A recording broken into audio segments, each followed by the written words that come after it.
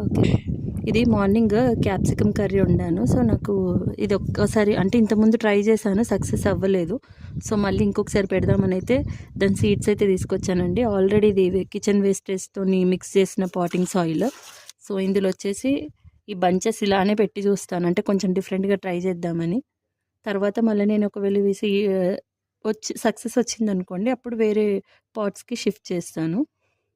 ఒకటే దాంట్లో అయితే పెడుతున్నాను ఇప్పుడు. జస్ట్ ఇలా ప్రెస్ చేసుకొని ఇవి సీడ్స్ అన్నీ వేసేస్తాను.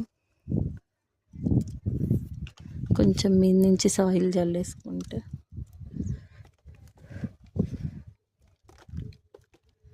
కనిపించకుండా కొంచెం వాటర్ ఇలా చిలకరించేసుకొని